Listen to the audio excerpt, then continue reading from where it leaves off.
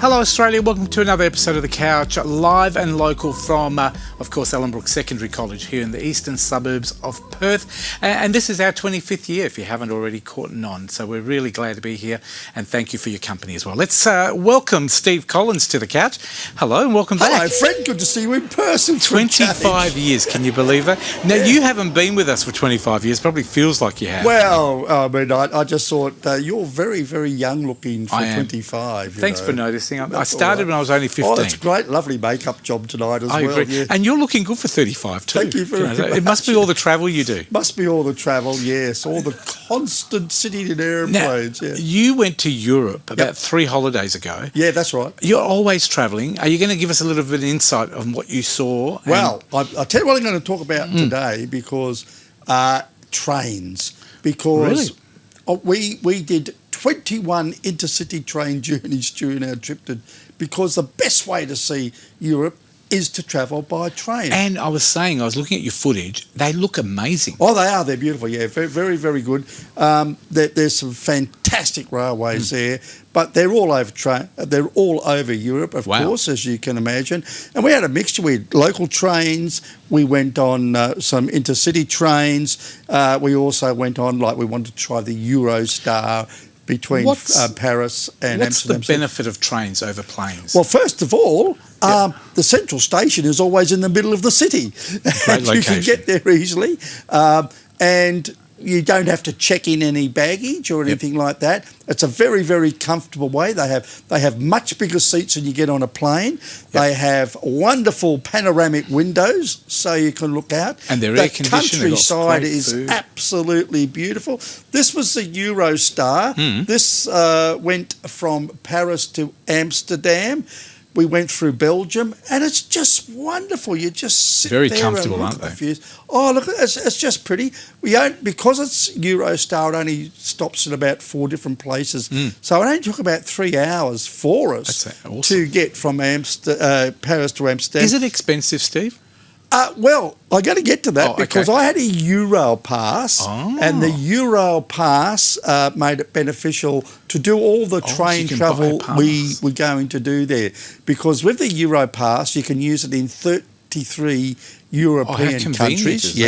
And you can get a first class or you can get a second class. We had first class, and we had one, you can use it for 30 days. And in those 30 days, you can travel, you have 9 travel days. And the reason for that is because if you're travelling between cities, like, for instance, we travelled from Dijon to Paris.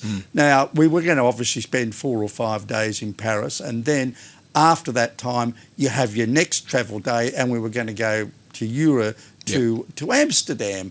And then we stayed there for a few days, and we were going to Koblenz in Germany, and that involved about 3 different trains. And the way the Eurail Pass works is you get your train travel for free, but if you're on a special train like Eurostar, which is a premium train, then you have to make a seat reservation, and you pay for the seat reservation, whether it be second class or first class, depending on what sort of Eurail Pass. Is it easy to do that? Is there an app or anything? Yes, there's an app there. Oh, there you go. Now, that's an app for the Eurail, which is the train we took from Barcelona to Madrid in Spain. And I found you can use the Eurail app, but there are also, there are a lot of train companies in Europe, and if you use their apps as well, you can still book your trip. You just put down your Eurail Pass number on it, and that automatically calculates it.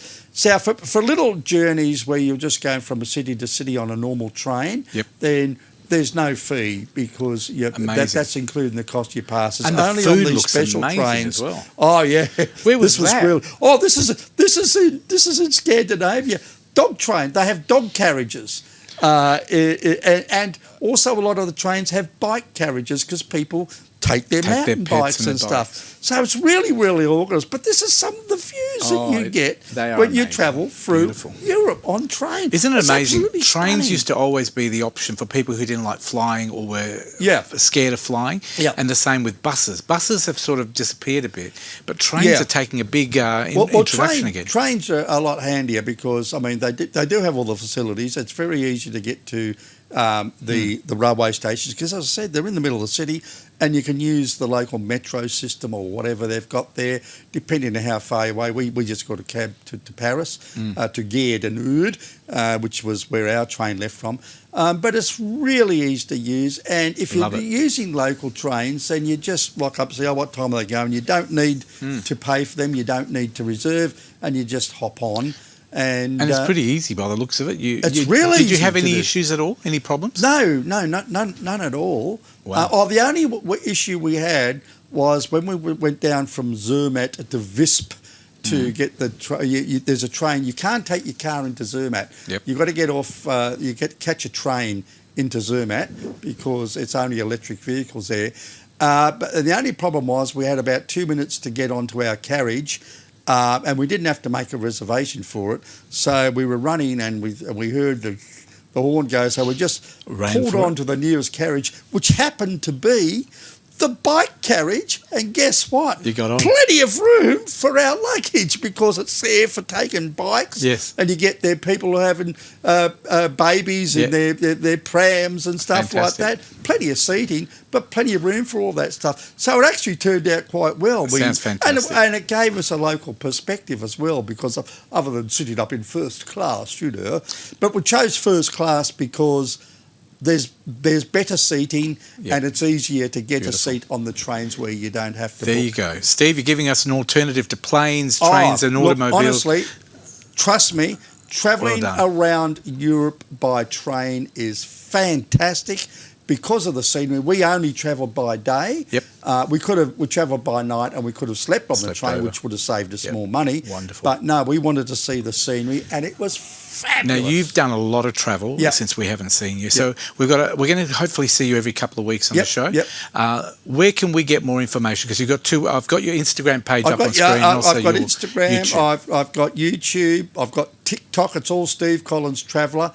And I've also started on Substack now because I've got all of these podcasts that I've done, and I put them on Substack, and it goes through to a lot of the others. Apple Podcasts, Spotify, etc., etc. Fantastic. So just look up Steve Collins Google Traveller. Steve Collins Traveller. There's only one of him. Thank God for that. Unique. Thank you again. Welcome back to the couch for 25 years. And we'll see you in a couple of weeks. Yeah, I hope so, yes. There you go, Steve Collins.